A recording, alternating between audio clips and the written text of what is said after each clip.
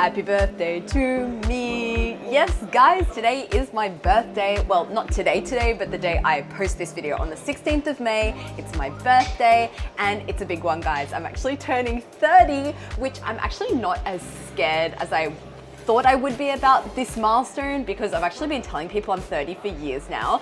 So it's kind of taken a bit of the sting off the whole 30 thing. So I guess now that I'm actually 30, I'm gonna start telling people that I'm 40, of course, to start getting myself mentally prepared for the next milestone. But anyway, today I turn 40. Today I turn 30 and I am gifting myself fancy Shaokao. I say fancy Shaokao because this place is like next level. I've never been to a Shaokao quite like it. Check out this setup here. So first of all, we have this like quite a modern looking grill here, and the items come to your table uncooked and you actually cook it for yourself. And at first I was like, oh, you know, manual labor, not my favorite thing, but no fear, because this manual grill thing actually turns your food for you. There's like some kind of mechanism here that twists the skewers so they are constantly rotating.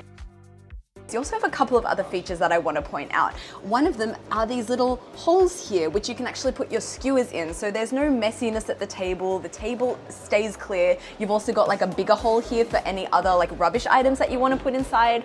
Yeah, they've got all the spices prepared here. You can make your own spice mix. And under the table here, we've got easy access tissues. It's definitely the best thought out Shaokao table I've seen. I am so excited about this, guys. I have been craving Shaokao for weeks now. So this one here is enoki mushrooms wrapped in bacon. Oh my gosh. But guys, believe it or not, today I'm not here to talk about Shaokao. I have other very exciting plans for this video. Because I'm a big believer in giving back, this video is my present to all of you on my 30th birthday. And in this video, I'm going to be counting down my top 5 most challenging foods I have ever eaten in China. So starting this channel has given me so many opportunities to learn and grow and try new things, push my boundaries. And some of the foods that I've tried have challenged me, but they've always pushed me to grow more, expand my vision, expand my palate, and learn more about a culture. Today, I'm gonna be celebrating that and counting down the top 5 most challenging foods I've eaten. And if you guys are also a fan of giving presents, the best present you could give me is hitting that subscribe button. Please, please, please subscribe if you haven't already. Can we get me to 350K on YouTube today?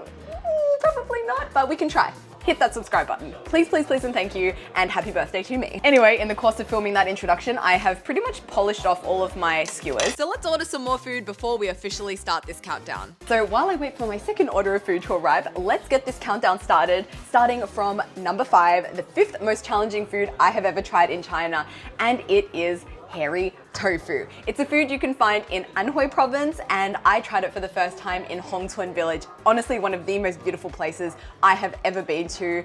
Beautiful architecture, the reflections off the lake.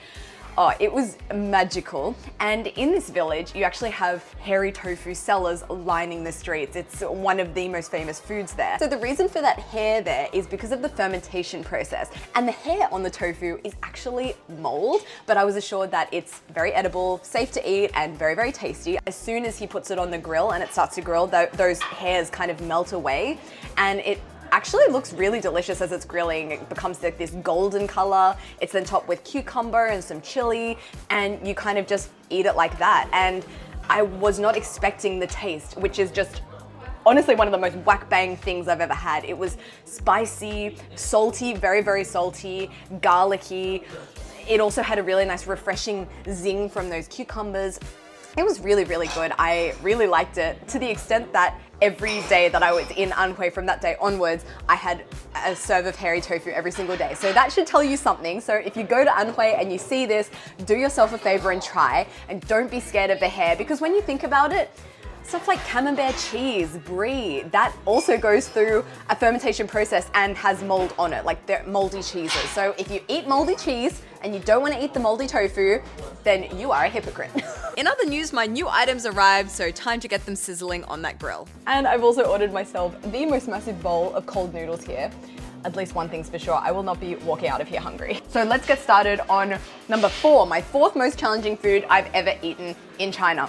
And I ate it in Chongqing. So if you guys have ever watched my videos before, or you've been to Chongqing, you'll probably know it's very famous for being a place with a lot of spicy foods. And you know, I tend to have this this feeling that I can overcome any kind of spice, and I really wanted to push my limits in Chongqing and see just how spicy can it get. So I actually recruited a team of spice eaters, like some of the most hardcore spice eaters in Chongqing. Yeah, they basically took me to try what they think are some of the most spiciest items in Chongqing. I mean, we ate the spiciest hot pot, 特特辣 hot pot. We tried this thing called 热的路, which was also incredibly spicy. But the thing that really finished me off, and I will never, ever in my life eat again, were the deadly duck skulls. Okay, so let me set the scene for you guys. You walk into this restaurant and the walls are plastered with these cardboard signs with, you know, permanent marker on them saying stuff like, do not come here if you have a weak stomach, like stay away if you can't eat spice. Very, very, you know, daunting. The second thing that was a little bit unusual about this restaurant is these deadly duck skulls. They actually give away free to the first 300 customers. We weren't exactly sure why. The best reason we have for it is they're just so spicy that probably if people eat them and they pay money for it, they'll ask for their money back because it's just that spicy. And this spice of this duck head was like no other spice I've experienced in my life. Firstly, it only came on like that spice rush about 5 minutes after eating, which was kind of bizarre. You know, you're eating it feeling so confident, like, yeah, nothing can catch me. I'm like above this spice. And then, yeah, you don't want to talk too soon because it hits you and it hits you hard and it hits you long. This was the longest spice rush I've ever had in my life. It went for at least 30 minutes in which I was just in excruciating pain everywhere, not just in my mouth. I felt nauseous. I felt like I was gonna poop myself. I felt like I was gonna faint, but it wasn't just me. You know, I went with a group of people who love eating spicy food, and even they were like super overwhelmed by it. And at the end of the meal, we actually went to the chemist to buy some stomach medicine because our stomachs were all so painful. You guys do not even wanna know what the next day was like. Oh, let's have some of these noodles, hey? The bowl of noodles is so big that they've actually provided me with like, you know, a smaller bowl, a more realistic bowl size, because this is like a saucepan. I love these noodles so much. I love the texture of them, and they're just so bouncy and chewy and refreshing. They're cold, and that soup is great. It's so nice. Well, we may as well get into number 3 on this countdown, the third most challenging food I've eaten in China. And I ate this food in Xiamen in Fujian province. And you guys might know what this is already. It's a special jelly that you will find in Xiamen. It's a popular street food, but it's a street food like I have never seen before. It's a jelly called tusundong, which roughly translates as earth, bamboo, jelly, but there is no bamboo in this. It's actually made from sandworms. So Xiamen is right on the coast, and a lot of Fujian province has coastline. So there's a lot of sand and thus also a lot of sandworms. I actually got to go to a factory where they make this tusundong, this sandworm jelly, and the process is fascinating. So you start with the raw product, which is the sandworm. It's then gutted by hand, like all the intestines come out. You don't eat the insides, it's just the skin basically. And then it's thoroughly cleaned in this machine to get out any other grime or sand or whatever, and then it's boiled. And in the process of boiling, the collagen within the worm releases and it turns into a jelly once it's cooled. It's actually a very popular food in Xiamen, especially among the ladies, because it is just so full of collagen, which is good for the skin. So if you guys are in need of like a facial or just feel like getting that collagen boost, no need for face masks, no need for expensive creams. Pay 15 RMB and get yourself a massive serving of collagen-y sandworm, trust me. It's a great deal. So I tried it first with no sauce. So traditionally and typically it's paired with a lot of sauces and ingredients to amp up the flavor. But I wanted to try just the pure flavor of it first. And yeah, it was interesting. I have to say I know it's a cliche, but it tasted like chicken. It was quite umami and it had like a little bit of a crunchy texture inside from the worm, but it wasn't unpleasant, just salty and kind of chickeny, as I said. But when you put on all of the flavors into this jelly, it was incredible. Like you can not really taste anything of the natural flavor of it because it's really covered by all the garlic and the soy sauce and vinegar and chili and all the things that they put on top of it. And it's a really, really nice dish. It's kind of just like a canvas for the sauce, much like a tofu. So if you go to Xiamen, definitely would encourage everyone to try it. This was a food that I really enjoyed and I think you guys will too. My potato is ready. Oh, honestly, one of my favorite Shaokar items is potato. I just love how crispy and honestly, potato is the gift for the world. I also ordered another 2 of these. They're beef and pineapple pineapple skewers. I love the combination of the steak and the pineapple, the sweet and the salty. It's a match made in heaven, much like, you know, pineapple on pizza.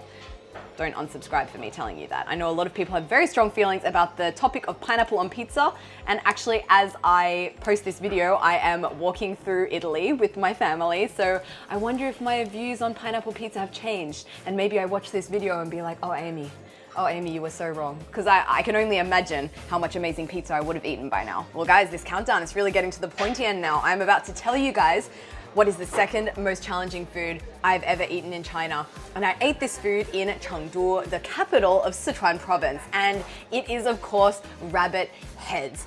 Everywhere you go in Chengdu, you will see rabbit heads prepared in all different ways, you know, sweet, sour, spicy, mala. Mala is the most popular one, and that's the one that I tried. And it's not just rabbit head there, it's rabbit meat of all varieties. There's actually a saying that no rabbit will leave the city of Chengdu alive, and I can really agree with that statement because wow, they really love their rabbit there. But the specialty and the part of the rabbit that seems to be the most popular and the most famous is the head. And it's something that I've seen in my previous trips to Chengdu, but I haven't had the guts to try. But my friend Jasmine, who we all know and love, she loves rabbit heads. Actually, she loves the head of all animals. She always tells me that the most texture is in the head, and I have to give it to her. It is true. So I got to Chengdu, determined to try these rabbit heads. I actually give Jasmine a call because when you hold this rabbit head in your hands, you don't really know how you're meant to go about it, especially as a first timer. So she stepped me through part by part, you know, first opened up the jaws, it just kind of fell apart, gave it a little nibble here and there. The meat is really nice, very flavorful and tender, and yeah, I can understand why people love it so much. And I have to say the most challenging part of the process came when I kind of got it by its teeth and cracked open the head and the brain became visible. And you know, to this day, brain is one of those foods that I still am a bit hesitant about eating. It's not something that I grew up with. It's a bit unfamiliar to me. I'm getting better with it, and after that experience, I was definitely a lot more comfortable with it. It opened my mind, pardon the pun. But yeah, the brain was really nice. It had like a pate-like consistency, or as Jasmine would say, like guacamole sauce or something. Whatever your metaphor, it was really nice. And yeah, another one of those challenging foods that I will definitely go in and try again. Anyway, guys, you know what that means. We're done with number 2. We are now going into my most challenging food I have ever eaten in China. And this video was actually demonetized and restricted to an over 18 audience by YouTube because it was a little bit X-rated. So for the purposes of not being demonetized, I'm going to be referring to this dish as pipi, vajiji, and boles soup. So it was something I had the opportunity to try in Heshan, which is a smaller city in Guangdong province right in the south of China. And it was at this restaurant that specializes in beef, all cuts of beef. No part of the cow is wasted at this restaurant, which I really, really appreciated. Everything from its organs to the skin, to the face, to the genitals are enjoyed by customers. And this pipi soup is actually very, very popular. You know, in Chinese, they say 吃什么不什么. So a lot of men like to order this soup, if you know what I'm saying. So because it's so popular, it was something that not only was just there in front of me, I booked ahead to try it. I really wanted to try this. When in Rome, try the local cuisine. It was something that I really wanted to challenge myself and try. So I booked it ahead. Originally, I just booked the pipi soup, but I arrived at the restaurant and I got a little bit of a surprise because he threw in the extras. I got the trifecta, guys. I got the pipi, I got the vajiji, I got the boles, and it was a very unique experience. But the first thing we actually did was went in and tried the soup first, and the soup was really delicious. It just reminded me of a very beefy broth. It was salty and a little bit sweet as well from memory, but then it came time to try the bits. So first we went in with the pipi, and it was, yeah, this is my #1 most challenging dish for a reason. For every single one of these items that I tried, it took a lot of willpower to get it in. It was a real mental game more than anything, because at the end of the day, it's just another piece of meat. What makes the pipi different from, you know, the rump at the end of the day? So I had to remind myself of that fact and finally got it in and chewed it. And I actually really liked it. All 3 of us liked it. The texture was quite jelly-like. The flavor was not offensive at all. So pipi actually got a tick from me, but that was not the case when it came to the vajiji. The vajiji was very chewy, not the best texture, and we didn't love it too much. But this soup was just like the gift that kept on giving, because the experience was still not over. We still had 1 more item to try. Well, should I say 2 more items to try. That was probably the most challenging of the three for all of us. It just had this texture that once you put it in your mouth and bit into it, it just went everywhere. Just kind of exploded in your mouth. Well, not exploded, kind of just bits and pieces went everywhere. We were fishing out bits in our teeth for ages afterwards. Yeah, I don't think I would go in and try that again, but you know, it was one of those dishes that you can, you know, you don't often have the opportunity to try. And since I'm here and since, you know, content creating and making food vlogs is what I have chosen as a career, I want to experience it all. And, you know, I'm definitely nowhere near satisfied in terms of how far and how much I'm willing to challenge myself, because I think that it's only through challenging yourself that you can grow and move in new directions. And my wish for all of you is that you can do the same. Next time you go out to a restaurant, I dare you, I challenge you all to order something that you've never tried before, maybe something you never considered you would try, and let me know how it goes. But in the meantime, thanks guys so much for watching this video. Happy birthday to me. Well guys, let's make a toast. I've only got water, so we're gonna toast with this. I wanna say cheers to 30 more years of food adventuring and pushing comfort zones. Thanks for coming on this ride with me so far, and here's to the future. Cheers. Bye from Changchun. I'll see you next week.